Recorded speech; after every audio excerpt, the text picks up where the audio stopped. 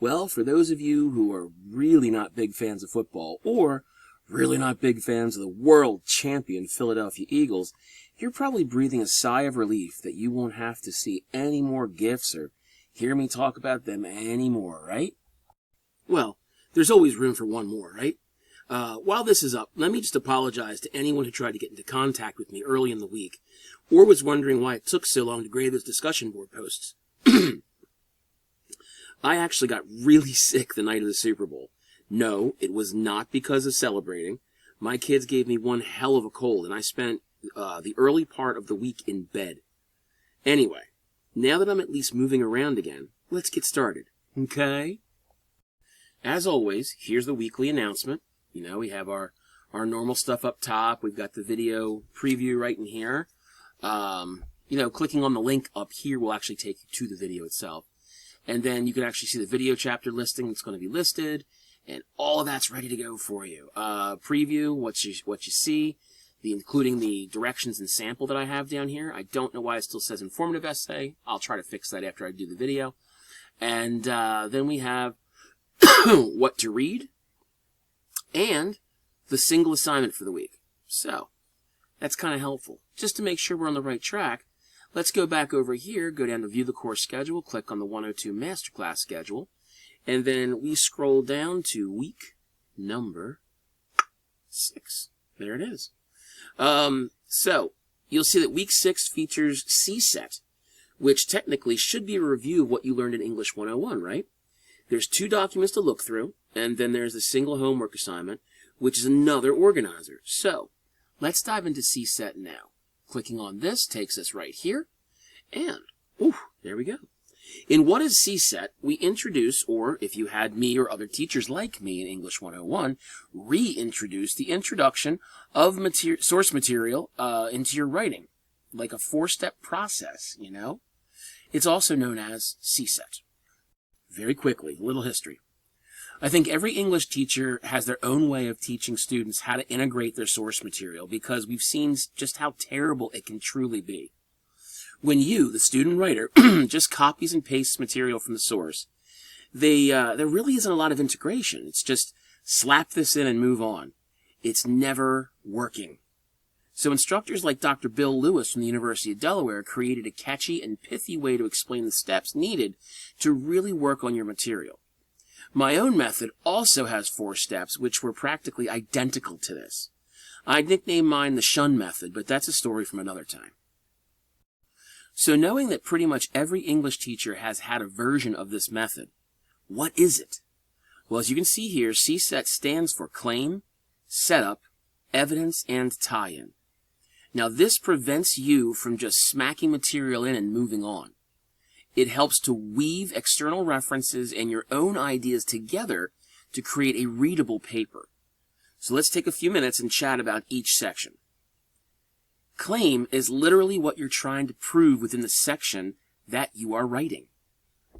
It usually ends up being the topic sentence, the first sentence in a paragraph that tells your reader exactly what the remainder of the paragraph will include. Sometimes you might have subpoints and subclaims in there. It's not exactly common. It's not totally unheard of. But for the most part, you guys are all going to have a single claim for every paragraph, and then everything else will be set up, evidence, and tie-in, okay? So the claim is going to be there, and it's going to show your reader what you're trying to prove, and they will assume that what follows that will provide the source that proves it. Setup is the next bit, and it's literally the material that you use to introduce your source material to the reader. It usually includes the source material's main rhetorical information. That is, the source's author, title, year, and possibly the location where you got it from, like the New York Times, like the American Journal of Pediatric Psychology, or whatever it is, okay? So after you put all that in there, you can kind of add whatever else you'd like to fully flesh out and underline the credibility of the source. You can add the currency or the year of publication or update. You can add the author's education or employment credentials, or even the source material's credibility if it was published on a website or an academic journal. So you can say how long a newspaper has been in print. All of that kind of feeds into it, okay? This is where many writers choose to establish the beginning of the citation by dropping the author's name and year. Evidence, well, geez, evidence is actually the easy part because you've done this for literally your entire academic writing career. My kids are in 5th and 2nd grade this year, and each one of them is actually providing evidence now. So I know that you've been doing this for a while. In any case, this is where you are either providing your direct quote or, better yet, a paraphrase of the material. Okay? It's a very smart idea to use paraphrase more than direct quote, because with a paraphrase, you can direct your idea in your own words, rather than go back and forth with another author's direction and wording. Your goal is to explain the material in your own words so that the reader can see cohesiveness throughout your paper. Finally, we have the tie-in, which, in my opinion, is the most important part of this process. Now, in my 4-step process, which I call the Shun method, this part was explanation, okay? And yes, if you listen to me carefully, you would understand. The first part was always preparation, then presentation, citation, explanation, all ending in shun. I thought it was funny. It didn't really catch on. Anyway, so I call this part the explanation, but it's literally the same thing. How does the material that you just put there in your paragraph connect to your general thesis that you've established, and then overall, how does it work into the flow of the paper as a whole? How does the specific paraphrase, or direct quote, but it should be a paraphrase, affect the argument of your paper? And why was it important enough to include within the explanation of the point set forth in the claim? Basically, nobody likes to do busy work. Nobody likes to read things that just fluff up a paper. Why is the material that you just presented important for me as your reader to understand? That's what the tie-in does. Now, many of you who haven't used CSET before, just kind of, again, slap that quote in and move on before complaining. There's no way that you can actually make the page length requirement.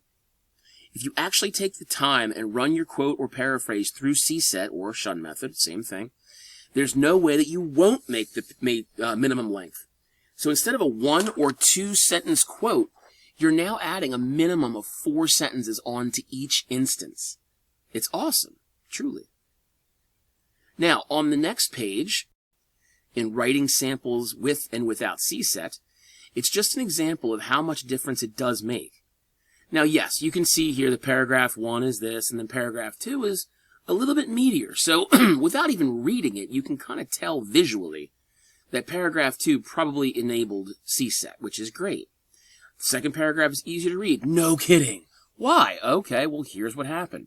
And now here, this will show you kind of the example of how it breaks down.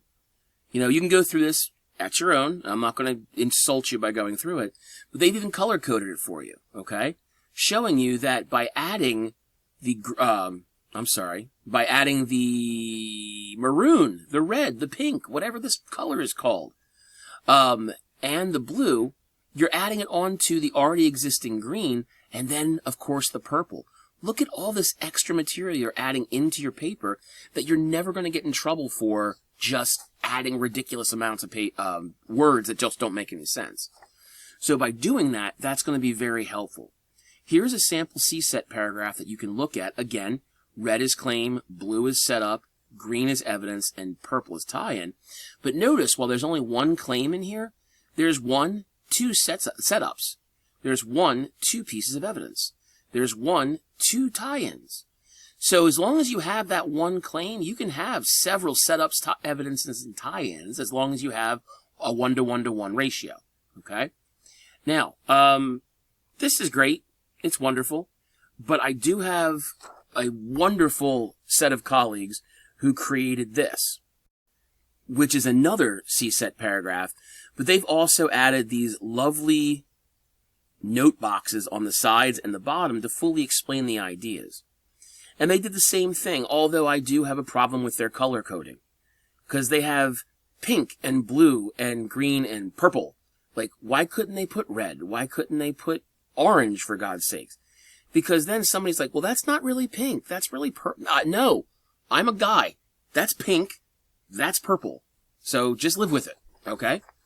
So here we have our one claim. We have 1, 2, 3, 4 setups. 1, 2, 3, 4 evidences. And then 1, 2, and then a combined 3 and 4 for tie-ins. So you see all this extra material. If you just stripped out everything that wasn't green, that's the paragraph that you would be working with without CSET. Add all the rest of this in, and that is the paragraph that you will be delivering to me and seeing how happy you will become when you see your grade because of it. Now, I have attached this document to your announcement this week. So just take a second and look through it. So we've done this, we've done this, we've done this. And now let's talk about the Unit 2 Comparative Writing Graphic Organizer. What we have here is the same type of organizer that you guys have been working on for the class. And this one's going to be all about the Unit 2 Informative Essay, which is going to be due not this coming week, but the week following.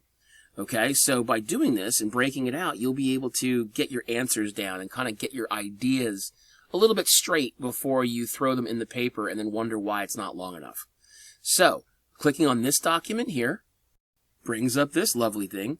And you know the drill. You know, they gave me one that they said, oh, this is great. I thought it was terrible, so I redid it, and here it is.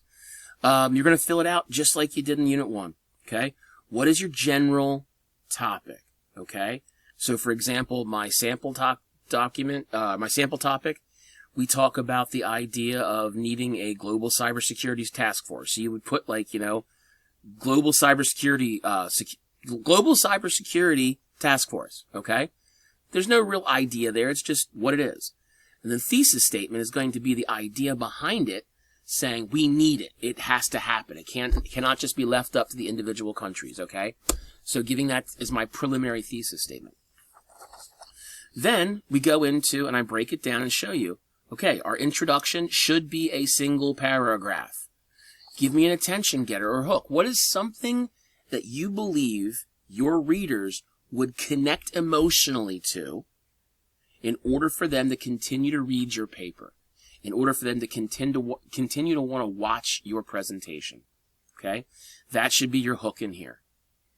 What is the explanation of the controversy? I want you to truly understand that you need to know that your topic must be debatable.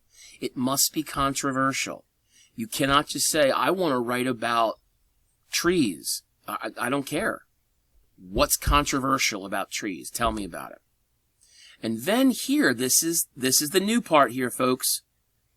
I need you to give me a thesis question to introduce the entire argument. So instead of me giving you a thesis statement saying the world needs a global cybersecurity task force to ensure that no criminals hide behind state lines, period. No. I want to ask the question, is it possible for the different countries of the world to come together and create a global task force on cyber terrorism? ? That will be the thesis question. Now, hint, hint, hint. If I read your introduction when the paper comes in, and you do not end the introduction on a question, I know that you did not pay attention, and I know that the paper will not match what is necessary. You will not get a good grade, and you will most likely not pass the paper. If this is a question, there's a much stronger chance that you've paid attention, and everybody will be happy, and we will dance under rainbows with unicorns and puppy dogs, okay? Everything's great. That's the introduction. Background, The background paragraph is incredibly easy. You're literally going to give me the 2 articles that you found for this unit. Title, authors, year of publication. The major purpose, was it to persuade, to inform, or to entertain? And what are the main ideas? Give me like 2 or 3 main ideas. Okay? Basically, give me the thesis statement and maybe 1 or 2 very important topic sentences from each. That's what you do. That's these 2 sections right here. Then down here, what information do you believe that the reader might not know about your topic, but needs to know to truly understand the overall argument? Like for my topic with global cybersecurity, there's a lot of technical aspects to it. I might have to explain a whole bunch of things in that little area. And any of that key concepts that really could go in different directions, like, state autonomy, state-sponsored terrorism, things like that. I would put that in the key concepts section. Okay? If you have any questions, reach out to me and ask. Okay? Then we get to the comparing perspectives. This section here and this section here, the exploratory synthesis. These are the 3 most important paragraphs of the semester thus far. Are you paying attention? These are the 3 most important paragraphs of the semester thus far. If you do not give me detailed paragraphs, if you skip these sections altogether, you will not pass this paper. These 3 paragraphs show me that you are looking at your entire argument from both sides. So you're going to find, using the graphical organizer that you completed last week, the article selection and comparing author perspectives document, you're going to take the 1 point you found that both articles talked about, and then the second point that you found that both articles talked about, and you're going to kind of explain that. Okay, what was that one thing? What was the first article's evidence? What was the second article's evidence? And how do you think, or why do you think, both articles went different directions on this? Or why do you think they had the same idea on this? Same thing down here, okay? Remember, I want detailed, explanatory paragraphs, okay? Then down here, exploratory synthesis, this is where you are giving me the wonderful, lovely, new ideas that you can come up with. This is also in desperate need of detail and desperate need of information. So give me the thoughts on your argument. What do you think about the issue prior to reading these articles? What was your opinion of this topic prior to understanding these new ideas? How did your ideas change? What are your thoughts now? Do you think your mind has been changed by any of the new material? Every semester I get somebody writing on the death penalty. And a lot of the times people start out with, death penalty is a great thing, we need to kill all the villains. Okay, great. And then halfway through the semester, a lot of them come back after reading a lot of research and they say, well, there's a lot of innocent people who have been killed on death row. No kidding, really? Okay, great. So their ideas change based upon the evidence that they get. Is that okay? Why is it okay? Do you have any personal experience with this? Thank God nobody I've ever talked to about the death penalty has ever had personal experience with it. But like if you're talking about, for example, cyber security, maybe I might say, I have had some personal experience. I've had my identity stolen. I've had my house foreclosed on, or whatever it is, because somebody hacked into my whatever. Okay, that might be in there. You, by the way, do not have to disclose anything you feel is too personal. I do not want to know anything that you're not willing to tell me, period. Okay? And do you think you need any further research? Okay? Then finally, your conclusion. Call to action. So, what information have you presented? And what do you want your readers to know, to see, or to do with this new information? And then finally, remember up here, we talked about the thesis question? That's great. You're going to take this thesis question and answer it. And that answer is going to be actually your thesis statement. And then you can take that thesis statement and move it into your Unit 3 paper. That's it. Bob's your uncle. You're done. It wasn't necessarily as short as I hoped, but there was a lot of information. And the CSET was important, and going through the organizer was very important as well. So I'll shut up now. I hope everyone has a great week. Please feel free to reach out early in the week for help, and stay safe. See ya.